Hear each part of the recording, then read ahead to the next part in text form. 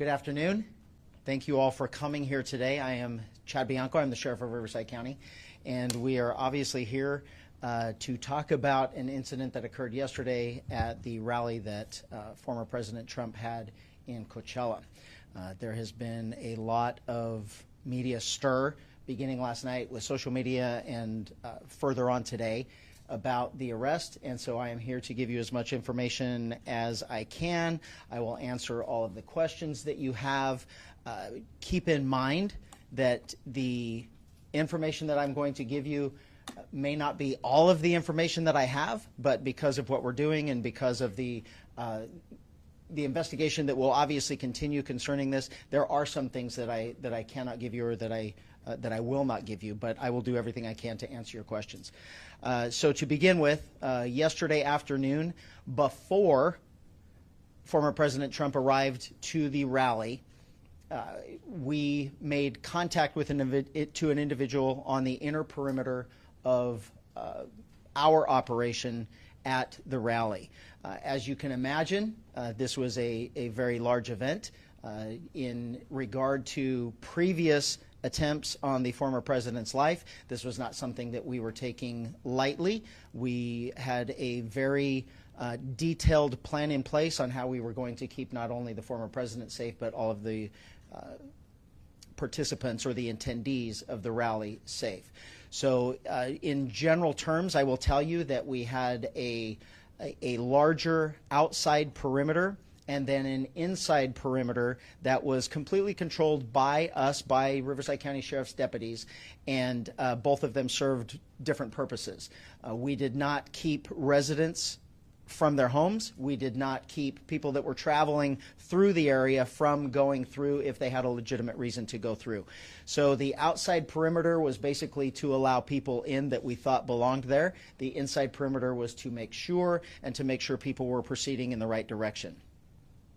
The way it worked yesterday is only people that were allowed inside the perimeter, the outside perimeter, in a vehicle was if you lived there or if you had documentation that said you were going to this rally in the form of an email with VIP credentials or press credentials. Those vehicles were allowed in. There were no other vehicles allowed.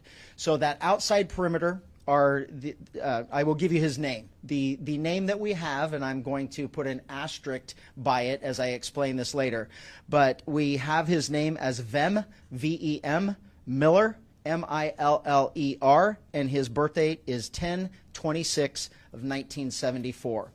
And the reason why I gave it to you like that is I will explain later. He approached the outside perimeter, gave all indications that he belonged there, that he was that he was a participant that was allowed to get into VIP and to and a press corps, and so he was allowed through that outer perimeter. As he got to the inside perimeter, where deputies were conducting obviously a more thorough evaluation of the vehicles that were coming in, there were many irregularities that popped up. The deputy noticed that the interior of the vehicle was in quite disarray. The vehicle had an obviously fake license plate, and that prompted further investigation from our deputy into why the person was there and what he was doing.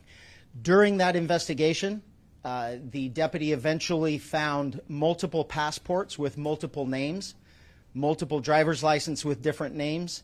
The vehicle was unregistered, and the license plate was what we in law enforcement would recognize as one that is homemade and indicative of a group of individuals that claim to be sovereign citizens, and assuming the deputy assumes that he was part of that identifying group. So during the investigation, obviously those identification documents were found, in addition to a loaded handgun and a shotgun. Obviously, this was before the former president arrived. The person was taken into custody. He was eventually booked into jail on those charges, and eventually he was released. He will have to further his court case in the future.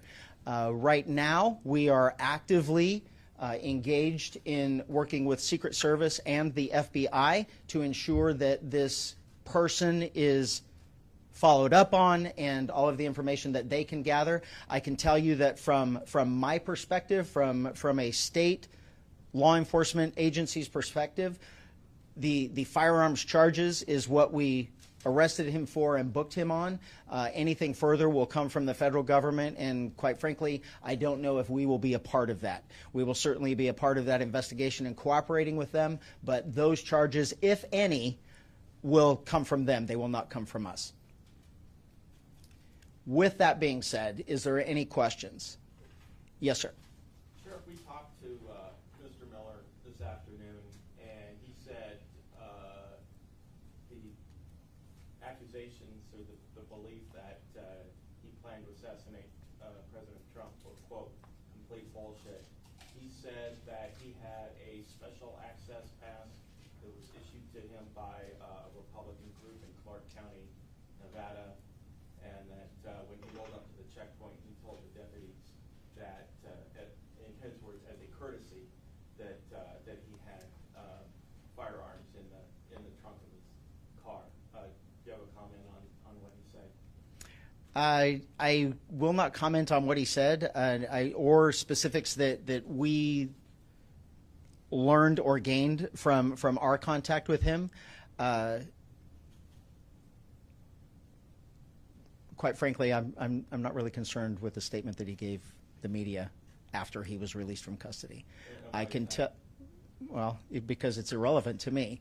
I mean, as far as I'm concerned, there were a minimum of 25,000 people that entered past those deputies into that location that had legitimate identification and weren't carrying guns. So I will just go from there. Right, yes, ma'am. Sir, you've been quoted as saying we probably stopped another assassination attempt in the press enterprise, and then obviously just gave us all of that information. I'm just curious how, what about what happened led you to that conclusion and that statement, given what you just explained about what you saw in the car and everything? Yeah, so basically, I honestly, I will be honest with you, I don't remember saying that, but it certainly would be something I did say because it's something that in the last 12 hours we've talked about extensively of what happened. Thank God, and by an act of really what we did in the week leading up to keeping that place secure, I certainly wouldn't want to be saying after the fact that I wish we would have done something to prevent that shooting. And there is absolutely no way that any of us are going to truly know what was in his head. I can tell you that none of the other probably 50,000 people that showed up yesterday for that event brought multiple passports with different names and guns. And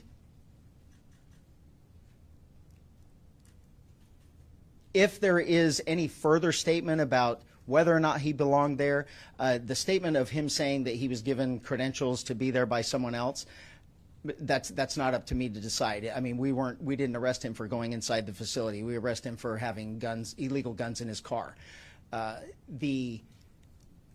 What his frame of mind was, all we can do is speculate, unless we truly just want to believe anything that he tells us. I guess it's just, given everything that's happened leading up to in this presidential campaign so far, it's just quite a dramatic statement to make, given what we've seen so far. I mean, a dramatic statement for me to make? Well, just, yes. I mean, I guess, but there wasn't any, So this is what I'm glad of. This is what I am very glad of. I know that the presence that we had at the rally with deputies, with snipers, with counter snipers, and Secret Service snipers and counter snipers, I am glad that we're not talking about this after we shot him. We get to talk about it before, and no matter what, it's all going to be speculation about what his intentions were getting there. What we do know is he showed up with multiple passports with different names, an unregistered vehicle with fake license plate, and loaded firearms. If you're asking me right now, I probably did have deputies that prevented the third assassination attempt. If we are that politically lost, that we have lost sight of common sense and reality and reason, that we can't say that, holy crap, what did he show up with all of that stuff for and loaded guns, and I'm going to be accused of being dramatic? We have a serious, serious problem in this country, because this is common sense and reason. I saw some of you there yesterday. You didn't have guns and fake IDs. I don't know how else to explain it. Sheriff, you were talking about the two perimeters and how, the one checkpoint, then you go to the inner one. I'm just curious, did he have the proper credentials to get past those? Did that check out? It was just what was in the car that was the red flag, but the credentials perhaps checked out with the deputies to get that access. So if you went there, the credentials are come out at the very last minute, and they are very, very vague. So there's actually 3 different points of contact and entry. We had an outer perimeter, an inner perimeter, and then you still have to go through Secret Service metal detectors and final big screening to actually get inside the facility. And that is where they would verify whether those were real. And to be honest with you, that thing that you have on your phone, it's all whether or not they have you on a list. It's not just showing up with a piece of paper and saying, I'm in. It's whether or not you really did apply through that website to get in. Secret Service does an extremely good job of trying to pre-vet people that are trying to get those tickets to get inside the... And I'm sure this is probably part of the investigation, but did he say why he had all these passports to the deputies, what all this was? No. And then one thing about I will confirm, just because it was said of what him saying that someone else gave him a pass. Well, you don't get to give away passes to go to a rally of a former president or even the vice president going to her rallies. We don't get to share those things. I can't share it with my spouse, let alone with friends. So all of those things are red flags for us going in. None of those things made sense. So it wasn't that we could verify individual documents that we had, because there really isn't those things. And that would have been done at the final checkpoint going through that is completely run by Secret Service. Thank you. Sheriff, can you confirm that this suspect here, I know you all are currently investigating him, looking into his past. He's a member of the Republican Party and previously ran for state assembly in Nevada. Second part of the question, have you heard from the Trump campaign, Secret Service, in response to the actions that your deputies took? I'll take the last one first. It was we certainly are still in contact with Secret Service and the FBI, because this is obviously something that occurred that we'll be continuing to go till we get to the bottom of it, until there's a resolution to the entire thing. The second thing and the second and third thing, I knew this was going to happen. I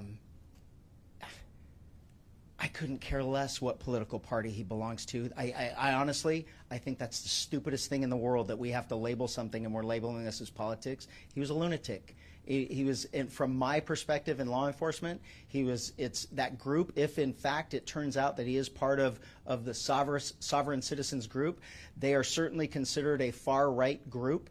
I wouldn't, in my own personal belief, I wouldn't say it's a militant group. It's just a group that doesn't believe in government and government control. They don't believe that the government and laws apply to them. So I think it's fringe one way or the other. I couldn't care less. It's people trying to do harm, and thank God we prevented it. Can I ask one other just clarifying question about Yes. the cars? Was every single car that was entering the space, and I apologize because I wasn't there, so I wasn't sure about the setup, but was every single car checked? This was the only car that drew attention yesterday. Is that accurate? Well, I'm sure there were multiple cars that drew attention, but and every single vehicle that made it into the actual event, every single vehicle was checked. He did not make it into the event. He made it to our interior perimeter that was maybe 100, 200 yards away from the actual interior perimeter. So he didn't get to the point where Secret Service would find him. We identified him, detained him, and eventually arrested him before he got to the actual event entrance. And that was about 100 to 200 yards before the entrance. Please don't quote me on that, but yes. I mean, I think it's roughly, as I'm trying to imagine the entrance and where he was, I think it's about a quarter of a mile, 250 yards, maybe. I'm not 100% sure. Okay. President Trump mentioned you and your family there during the rally. How close were you sitting to him, and who other, you don't have to name them by name, but did you have other family members with you? I did have my family members there, and we were lucky enough and gracious enough to have VIP seating, so we were relatively close. About how far would you think? How far away was I from him? Right. 40 yards. Thinking back to what might have happened, do you feel concerned for your safety or your family's safety now?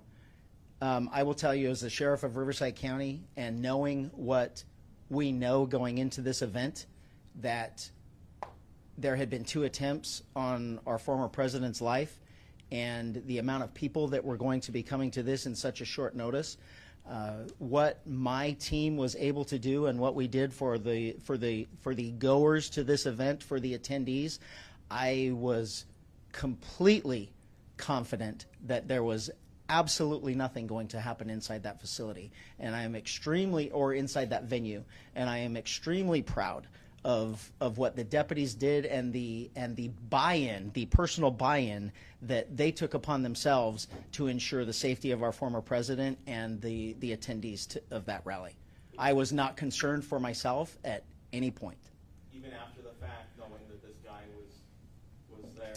It was our intent to make sure that there was an outside perimeter and an inside perimeter, that no one that did not belong there, that intended to do him harm or anyone else harm, would be allowed inside that event. And we did exactly what we had hoped for. And in hindsight, looking back, the planning that my team did and the actions of my deputies into this is exactly what we had hoped for. And we know that we prevented something bad from happening, and it's irrelevant what that bad was going to be.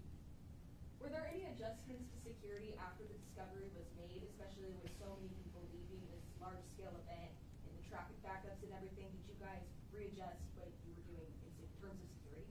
No, I will tell you that when I was told that we had made an arrest and the brief particulars of what the arrest was,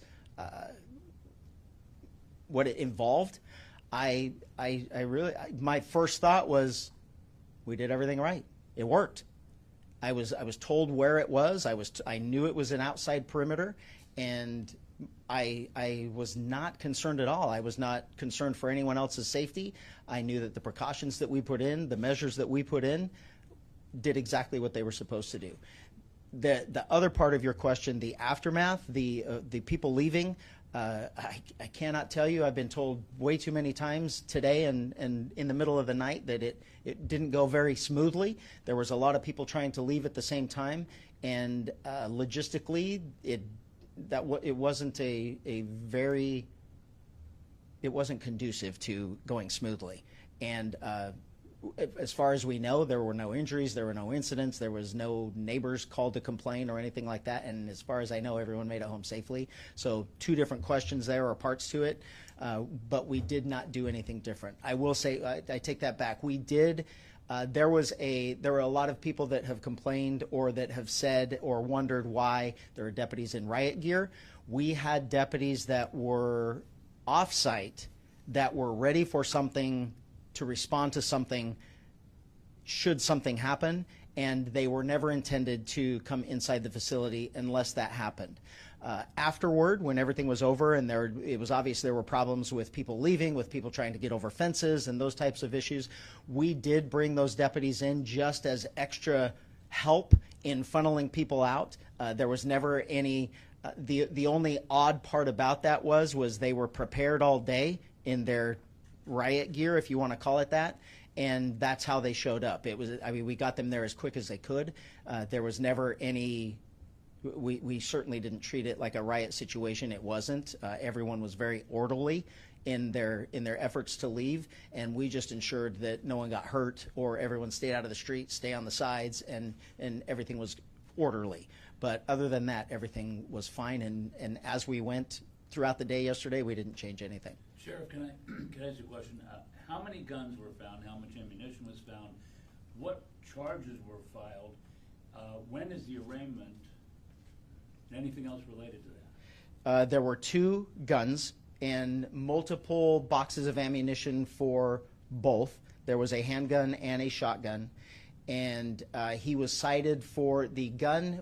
They were unregistered firearms, so he was cited for the unregistered loaded firearms in a vehicle, and he was those are state crimes, and he was released on those crimes. He was booked into jail and released with a promise to appear at a future date in court. And I'm sorry, I don't know what that date is. I'm sure on our Jim's information it will show when his next court date is.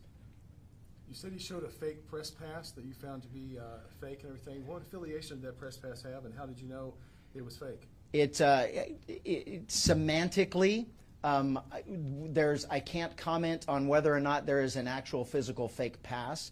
He claimed to be a journalist, and he claimed to have VIP status at the event that got him into the perimeter.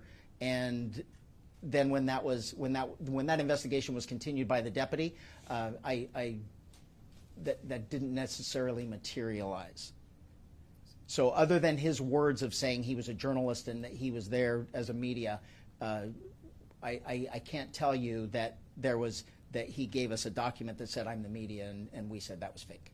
Were you able to verify that Instagram account that I mentioned to you that's his? As of yet, I have not. I know they're working on it, and someone may have tried to tell me, but I didn't bring my phone, and that's how they would have notified me. I know we're actively trying to track that down, as well as Secret Service and the FBI. But And so who's investigating now? our investigation is relatively done. The continuation will be a cooperation between us, the Secret Service, and the FBI. More than likely, federal charges like that would be headed by the FBI. I can't say that for sure. But it's a combination of all three. And I will say the working relationship and the effort that we all, the federal agencies and the sheriff's office, put into this going in was seamless. The communication is great. I have no complaints, and it's certainly, by me telling you it's someone else's investigation, that's just the nature of a federal crime. If they are ever able to prove that it was assassination attempt, and I'm not saying they're going to be able to, but anything like that would be federal. The state crimes are the weapons charges that we arrested him for. Someone posted on social media that both you and he were apparently coincidentally at a premiere of a movie, Line in the Sand, a title like that. You don't know this guy, do you? You've never met him or anything? No, I do not. I have absolutely no idea. Okay. When you originally stated his name, you said it was with an asterisk. So the yes, and maybe I just didn't emphasize that enough at the end. So the name that he has given us is Vem Miller. That's what he was booked under. But he had multiple passports and IDs with different names. And then also you stated at the event there was 25,000 people, and later you said 50,000. Do we have a better count of how many? We don't have a total yet. There are two different numbers, though, because of the amount of people that were actually made it inside the venue. And then the way it works is once the former president takes the stage, nothing else moves. So if you weren't in by then, you did not get in. And we do know that there were plenty of pre-screenings that had happened at parking lots before, and we know that there were multiple thousands of people that did not get in based on timing. So we have an idea of how many people were inside and outside, and we don't have an exact number. But that's the reason why I would have said two different things. You talked about this group, Sovereign citizens. It's a I don't know any in a law enforcement world. That's what we call them. That's what they call themselves, sovereign citizens. And it's just a political belief, if you will, that government rules and laws and everything else that goes along with it doesn't apply to them. So this is an organized group, and this group, they have a lot of members here in Riverside County? I won't say they have a lot. Law enforcement across the country, we train on how to deal with them just because of the verbiage that they use when they interact with us. They believe that they're not necessarily toward us violent or confrontational, but it's obvious they don't ever want to answer our questions. They don't believe they need driver's licenses. They don't believe, this, and this vehicle goes along with it. They don't register their vehicles.